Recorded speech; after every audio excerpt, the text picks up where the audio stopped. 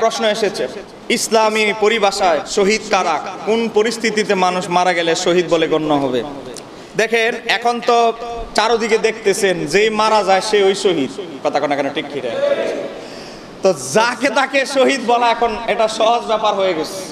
আবার যে শহীদ তাকে শহীদ বললো, আবার কিছু ভাইদের গা জ্বালা হয়, এটা আবার আরেক সমস্যা, কথা কোনা কেন ঠিক ঠিক। তো ইসলামী শরীয়তে মূলত কারা শহীদ, কারা শহীদের মর্যাদা লাভ করবে, এর উপর আমি জুমায় এর আগে আমি আলোচনা করেছি।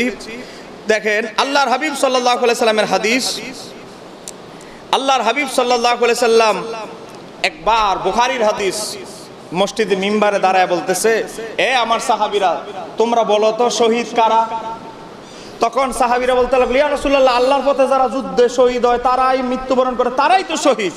তা আমার নবী বলতে লাগলেন, তোমরা যদি আমার উম্মতের মধ্যে শুধু এক প্রকার শহীদ পাও আর কোন শহীদ না পাও, তাহলে তো হাসরের ময়দানে সব নবীর উম্মতের চাইতে আমার উম্মতের শহীদের সংখ্যা হবে অল্প। আমার নবী বললেন, না, আমার আল্লাহ আরো অনেক উম্মতে মুহাম্মাদীর অনেক লোককে শহীদের মর্যাদা দিবেন, জোরে বলেন না। এবার আমার নবী বলতে লাগলেন, আবু হুরায়রা থেকে বর্ণিত সহিহ বুখারীর 1915 নম্বর হাদিস, একটা জানলাম যে আল্লাহর রাস্তায় যারা মারা যায় তারা শহীদ, এটা তো কোনো সন্দেহ নাই। কোন রাস্তায় মারা যেতে হবে? জোরে বলেন, কোন রাস্তায়? আল্লাহর রাস্তায়। মনোযোগ, এখন আল্লাহর রাস্তায় মরতে হবে, ফি সাবিলিল্লাহ শব্দ ব্যবহার হয়েছে, তো যে কোন রাস্তায় মরলে শহীদ বলবেন এটা চলবে না, আল্লাহর রাস্তায় মরতে হবে। এবার আসেন নাম্বার 2, প্লেগ, মহামারী। সহিহ মুসলিমের হাদিস 1914 নম্বর হাদিস, মহামারীতে যদি কেউ মারা যায়, আমার নবী বলেছেন আমার আল্লাহ ওই উম্মতকে শহীদের মর্যাদা দান করবেন, জোরে বলেন না। এবার আসেন, এটা মায়েশা সিদ্দিকা থেকে বর্ণিত, আবু হুরায়রা থেকে বর্ণিত, হযরতে আয়েশা রাদিয়াল্লাহু তাআলা হাদিসটা আছে 5734। এবার আসেন, হযরতে আরো অনেক সাহাবী বর্ণনা করছে, উদারাময় রোগে, উদারাময় মানে পেটের ব্যথাজনিত রোগ, অনেক দেখবেন মানুষ পেটের ব্যথা ব্যথা ব্যথা ব্যথা করতে করতে মরে গেছে, কথা কোন এমন আছে না নাই? তো আল্লাহর হাবিব বলেছে সহিহ বুখারী মুসলিমের হাদিস 1914 নম্বর হাদিস, কেউ যদি পেটের ব্যথায় যন্ত্রণায় ধৈর্য ধারণ করে কেউ যদি মারা যায়, আমার আল্লাহ তাকে নফল শহীদের মর্যাদায় তার নাম আমার আল্লাহ শহীদের দপ্তরে লিখে দিবে।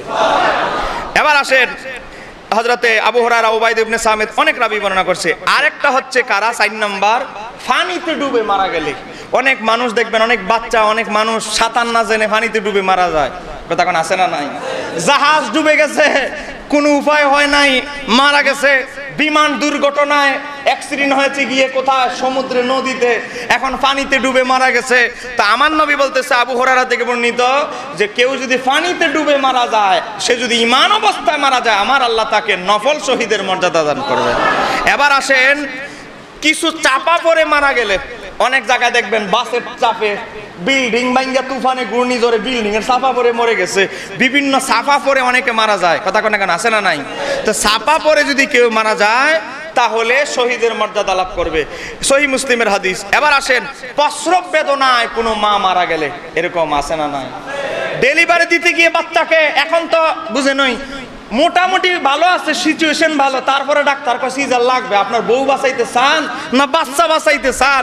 বউ যদি বাঁচাইতে চান সিজার করেন, ডাক্তারের কাজ হলো আমাদেরকে জবে করা, কথা কোন কেন ঠিক কিনা? আবার অনেকে আবার হসপিটাল ব্যবসা যদি এমন কেউ করে থাকেন, আবার রাগ করিয়েন না, আমার চাকরি চলে যাবে, কিন্তু হক কথা আমাদের বলতে হবে, কথা কোন কেন ঠিক কিনা?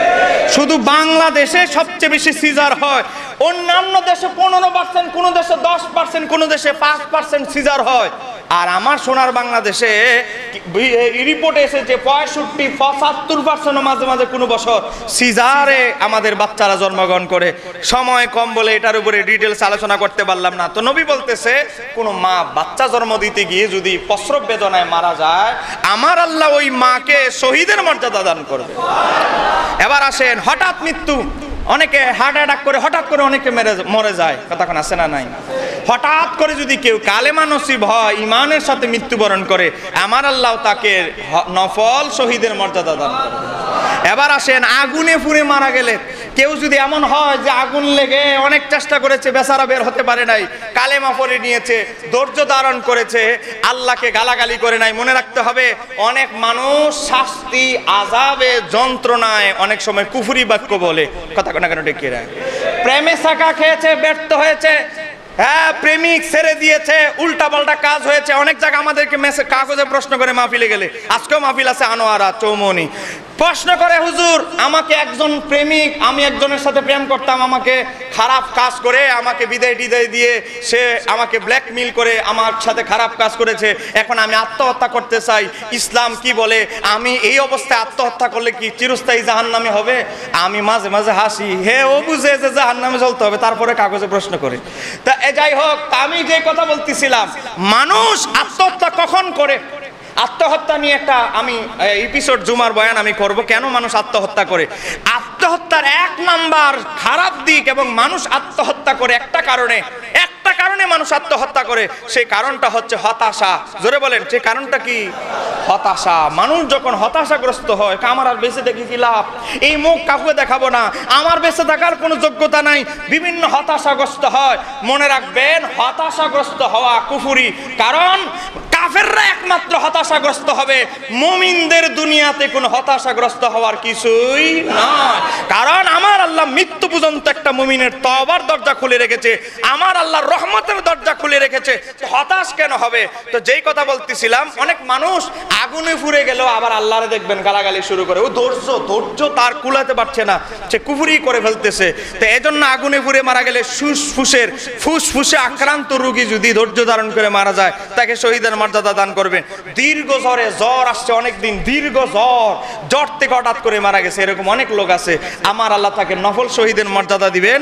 নিজের মাল রক্ষা করতে গিয়ে, মনে করেন একটা দোকান, নিজের মাল সম্পদ, আপনার ডাকাত আক্রমণ করেছে, গুন্ডা বাহিনী আক্রমণ করেছে, খারাপ লোক আক্রমণ করেছে, নিজের মাল বাঁচাইতে গিয়ে ওই যে লড়াই করেছেন, লড়াই করতে গিয়ে ছুরি ঢুকাই দিয়েছে, মরে গেছেন। তা আমার নবী বলতেছে, তুমি নিজের মাল হক পথে থেকে নিজের মাল হেফাজতের জন্য, পরিবারকে বাঁচানোর জন্য যে দায়িত্ব পালন করেছো, আমি আল্লাহ তোমাকে নফল শহীদের মর্যাদা দান করলাম। এরকম আরো আছে, সম্পদ রক্ষা করতে গিয়ে জুলুমের শিকার হয়ে। এই দেখেন, এটা হচ্ছে খুব গুরুত্বপূর্ণ একটা পয়েন্ট। কেউ আপনার উপরে নির্যাতন করছে, জুলুম করছে, হোক এটা কোনো মন্ত্রী, এমপি, সরকার, আপনার প্রতিবেশী, একটা যে কোনো লোক, আপনার উপরে জুলুম যদি করা হয়, এটা যদি জুলুম হিসাবে সাব্যস্ত হয়, ওই জুলুমের নির্যাতনের শিকার হয়ে যদি আপনি মারা যান, আমার আল্লাহ তাকে নফল শহীদের মর্যাদা দেন।